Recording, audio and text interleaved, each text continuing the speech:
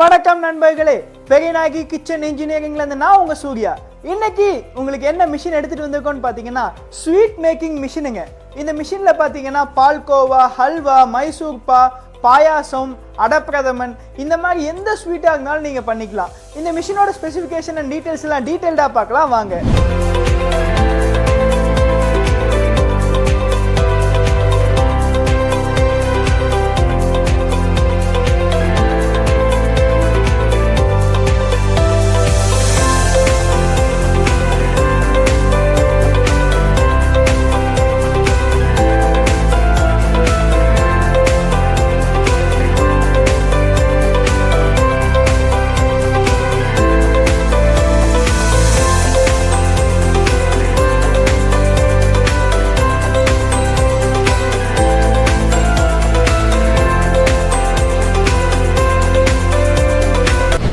தீபாவளி நெருங்கிட்டே வருதுங்க.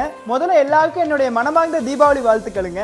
தீபாவளிக்கு ஸ்பெஷலா நம்ம இந்த மிஷின்ல பாத்தீங்கன்னா இப்போ கோதுமை அல்வா செய்ய போறோங்க. அல்வா செய்யறதுக்கு முன்னாடி இந்த மிஷினோட ஸ்பெசிஃபிகேஷன் டீடைல்ஸ் இந்த இது எல்லாமே ஃபுல்லா பார்த்துக்கலாம். இந்த ஸ்வீட் மேக்கிங் மிஷின் பார்த்தீங்கன்னா ஃபுல் அண்ட் ஃபுல் 100% SS304 பண்ணியிருக்கோங்க. அண்ட் இந்த டேங்க் பார்த்தீங்கன்னா 6 mm திக்னஸ் கொடுத்துருக்கோம். அண்ட் இதில் ஃபிக்ஸ் பண்ணியிருக்க மோட்டருக்கு வந்து 1 HP motor, geared motor fix பண்ணியிருக்கோங்க. இப்போ இது லிஃப்ட் பண்ணுறதுக்கு பார்த்தீங்கன்னா இங்கே ஹேண்டில் கொடுத்துருக்கோங்க. இந்த ஹேண்டில் வச்சுட்டு இதை ஈஸியாக இப்படி லிஃப்ட் பண்ணிக்கலாம். லிஃப்ட் பண்ணிவிட்டு நீங்கள் டில்ட் பண்ணுறதுக்கு பார்த்தீங்கன்னா இதை லாக் பண்ணிவிட்டு ஈஸியாக டில்ட் பண்ணிக்கலாம். மெக்கானிக்கல் டீட்டெயில்ஸ் இவ்வளோ தான். அண்ட் அதர் திங் பார்த்தீங்கன்னா இப்போ இந்த இதை டக்குன்னு விட்டுட்டா டேரெக்டாக போய் உள்ளே விழுந்துக்கும். அதுக்காக இங்கே ஒரு ஹைட்ராலிக் சிலிண்டர் கொடுத்துருக்கோம். இதில் பார்த்தீங்கன்னா ஃபுட் கிரேடட் நைலான் கொடுத்துருக்கோங்க.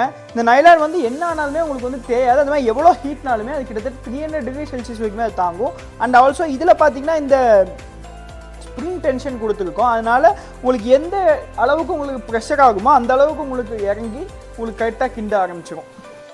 இப்போ கோதுமை அல்வா செய்ய போகிறோங்க. கோதுமை அல்வாக்கு உண்டான இன்க்ரீடியன்ஸ் பார்த்தலாம். ஃபஸ்ட்டு நீங்கள் கோதுமையை ஒரு 8 மணி நேரம் ஊற வச்சுட்டு அதுக்கப்புறம் கிரைண்டரில் போட்டு நல்லா ஆட்டி எடுத்து அதுலேருந்து பால் எடுத்துக்கணுங்க. பாலை எடுத்து அதை ஒரு 6 மணி நேரம் தனியாக நீங்கள் வச்சு புளிக்க வைக்கணும். இதோட அளவு பார்த்தீங்கன்னா நீங்கள் 1 கிலோ கோதுமை போடுறீங்கன்னா அதுக்கு வந்து 2.25 கிலோ சர்க்கரை போடணுங்க. இப்போ நாங்கள் வந்து 3 கிலோ கோதுமையை எடுத்து அதுலேருந்து பால் எடுத்து வச்சுருக்கோம். 3 கிலோ கோதுமைக்கு பார்த்தீங்கன்னா 7 கிலோ சர்க்கரை வச்சுருக்கோம். அதாவது 3 கிலோ கோதுமையிலேருந்து எடுத்த பால், 7 கிலோ சர்க்கரை, 1 கிலோ முந்திரி, 2 லிட்டர் நெய், அப்புறம் ஒரு 150 கிராம் ஏலக்காய்.